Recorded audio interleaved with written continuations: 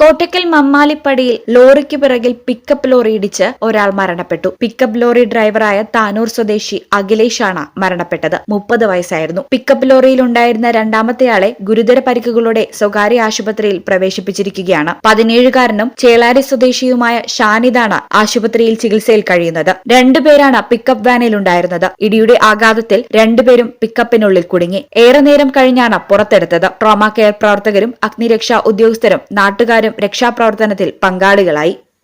ഈ ചാനൽ കോട്ടയ്ക്കൽ.